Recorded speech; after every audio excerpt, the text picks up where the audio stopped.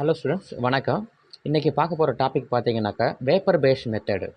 Vapour based மெத்தட்னா நம்ம 12th மெட்டலாலஜி unit, அது ஃபஸ்ட் யூனிட்டில் உள்ள கடைசி பாட்டு வேப்பர் பேஸ்ட் மெத்தடு. இதில் எப்படி டெஃபனேஷன் பாருங்களேன். இம்ப்யூர் மெட்டல் எடுத்துக்கிட்டு அது கூட சூட்டபிள் ரியேஜெண்ட் ஆட் பண்ணி ஹீட் பண்ணும்போது நமக்கு வேலட்டைல் காம்பவுண்டு வித் மெட்டல், அந்த மெட்டல் கூட சேர்ந்து ஒரு வேலட்டைல் காம்பவுண்டாக ஃபார்ம் பண்ணுது. அந்த காம்பவுண்டை மறுபடியும் என்ன பண்ணணும், அந்த வேலட்டைல் காம்பவுண்டு வித் மெட்டலை நல்லா ஹீட் பண்ணும்போது டீகாம்போசிஷன் ப்ராசஸ் நடந்து நமக்கு பியூர் மெட்டலாகவும் ப்ளஸ் அந்த ரியேஜெண்ட்டு வருது. சரிங்களா? அந்த ரியேஜெண்ட்டில் அந்த இம்ப்யூரிட்டிஸ் எல்லாமே சேர்ந்து போயிடும், நமக்கு பியூர் மெட்டல் தனியாக ஃபார்ம் பண்ணிடும். இதுதான் அதோட டெஃபனேஷன். அடுத்து பாருங்களேன், இதனுடைய பேஸ் பண்ணி நமக்கு மாண்ட் ப்ராசஸ் ஃபார் ரிஃபைனிங் ஆஃப் நிக்கலை எப்படி செப்பரேட் பண்ணுறான்னு பாருங்களேன், ரிஃபைன் பண்ணுறா பாருங்கள். நிக்கல் ஒரு இம்ப்யூர் ஃபார்மில் எடுத்துக்கிறோம். நிக்கல் மெட்டலை ஒரு இம்ப்யூர் ஃபார்மில் எடுத்துக்கிறோம்.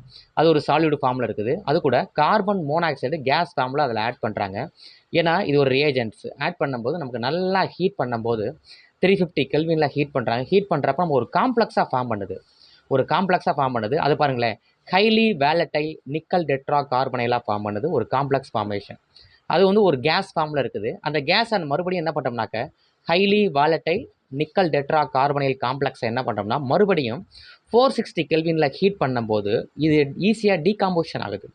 டீகாம்போசிஷன் ஆகும்போது நமக்கு என்ன ஃபார்ம் பண்ணுதுனாக்க நிக்கல், பியூர் நிக்கலாக ஃபார்ம் பண்ணுது. அதோட கார்பன் மோனாக்சைடு கேஸாக வெளியே போயிடுது. சரிங்களா? அதில் உள்ள அந்த இம்ப்யூரிட்டிஸ் எப்படின்னா சாலிட் ஃபார்மில் லெஃப்ட் பிஹைண்ட் அங்கேயே தங்கிடும். சாலிட் ஃபார்மில் அந்த இம்ப்யூரிட்டிஸு அங்கேயே தங்கிடுது. சரிங்களா? இதுதான் மாண்ட் ப்ராசஸ். ரொம்ப முக்கியமான கொஷின்ஸு, ஒவ்வொரு டைம் 12th எக்ஸாமில் கேட்கக்கூடிய கொஷின்ஸ். சரிங்களா? அடுத்தது van Arkel method refining of titanium.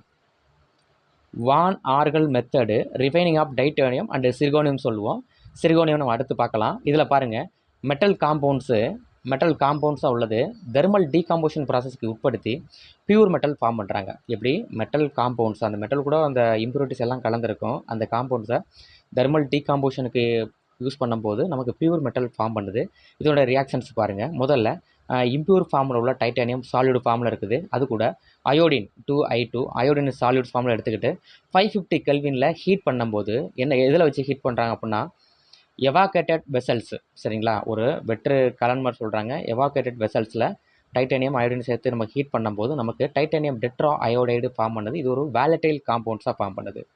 TiI4 ஒரு வேப்பர் ஃபார்மில் வேலட்டைல் டைட்டானியம் டெட்ரா அயோடைடு இது ஒரு வேப்பர் ஃபார்மில் ஃபார்ம் பண்ணுது. அடுத்து பாருங்கள், அந்த வேப்பர் ஃபார்மை அப்படியே எடுத்துக்கிறோம். சரிங்களா? டைட்டானியம் டெட்ரா அயோடைடு அந்த வேப்பர் ஃபார்மும் ஈஸியாக டீகாம்போசிஷன் ஆகுது. எப்படி ஹீட் பண்ணுறாங்க பாருங்கள். 1800 கெல்வினில் ஹீட் பண்ணுறாங்க. அது எங்கே ஹீட் பண்ணி ஒரு ஃபில்மெண்ட்ஸ் உள்ள சாம்பருக்குள்ளே இந்த வேப்பர்ஸை அனுப்புகிறாங்க.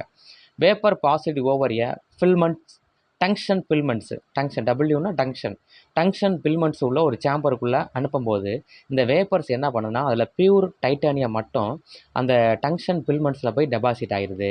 அயோடின் தனியாக செப்பரேட் ஆகிடுது. அயோடினை மறுபடியும் தேவைன்னா ரீயூஸ் பண்ணிக்கலாம்னு சொல்கிறாங்க.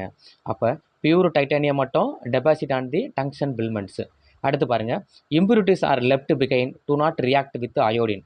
அப்போ இதில் யூஸ் பண்ணக்கூடிய அந்த ரியேஜெண்ட் அயோடின் இருக்குல்ல, அது கூட இம்ப்யூரிட்டிஸ் ரியாக்ட் ஆகாதான், do not react with iodine. அடுத்து அயோடின் இஸ் ரீயூஸ்டு. சரிங்களா? இதுதான் van Arkel method refining of titanium சொல்கிறது. அடுத்து வான் ஆர்கல் மெத்தடு மூலம் ரிஃபைனிங் ஆஃப் சிர்கோனியம் பார்க்கலாம். சரிங்களா? இதில் ஏதாவது டவுட் இருந்தால் கேளுங்க. பாருங்கள், van Arkel method for refining of சிர்கோனியோட ஃபார்முலா ZRன்னு சொல்கிறது. இம்ப்யூர் ஃபார்மில் உள்ள சிர்கோனியத்தை எடுத்துக்கிறோம். அயோடின் கூட ரியாக்ட் பண்ணும்போது நமக்கு 550 கெல்வினில் ஹீட் பண்ணும்போது இது ஒரு எவாகேட்டட் வெசல்ஸில் வச்சு ஹீட் பண்ணும்போது நமக்கு சிர்கோனியம் டெட்ரா அயோடைடு ஃபார்ம் பண்ணுது. இது ஒரு வேப்பர் ஃபார்மில் இருக்கும். இது வேலட்டைல் காம்பவுண்ட் சொல்கிறோம். அந்த வேலட்டைல் காம்பவுண்டை எடுத்துக்கிட்டு சிர்கோனியம் டெட்ரா அயோடைடை நம்ம 1800 கெல்வினில் ஹீட் பண்ணும்போது டீகாம்போசிஷன் ஆகும்போது அது டங்ஷன் ஃபில்மெண்ட்ஸ் உள்ள சாம்பருக்குள்ளே அனுப்பும்போது பியூர் சிர்கோனியம் மட்டும் அந்த சாம்பரில் உள்ள ஃபில்மெண்ட்ஸில் டெபாசிட் ஆயிரும். ப்ளஸ் அயோடின் தனியாக போயிடும். அதை ரீயூஸ் பண்ணிக்கலாம். அடுத்து பாருங்கள், இதில் பியூர் சிர்கோனியம் பார்த்தீங்கன்னா deposit to tungsten filaments. Impurities are left behind to not react with iodine is reused. சரிங்களா? அவ்வளோதான் கேட்பாங்க. சப்போஸ் வான் ஆர்கல் மெத்தடில் நமக்கு 2 டைப்ஸ் இருக்குது. ஒன்று சிர்கோனியம், இன்னொன்று டைட்டானியம். ரெண்டில் ஏதாவது ஒன்று கண்டிப்பாக கேட்பாங்க. சரிங்களா? தயாராகிக்குங்க. ஓகே ஸ்டூடெண்ட்ஸ், இதில் ஏதாவது சந்தேகம் டவுட்ஸ் இருந்துச்சுனாக்கா கமெண்ட் பாக்ஸில் கமெண்ட் பண்ணுங்கள்.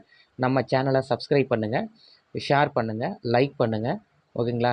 கமெண்ட் பாக்ஸில் கமெண்ட்ஸ் பண்ணுங்கள். Okay, thank you.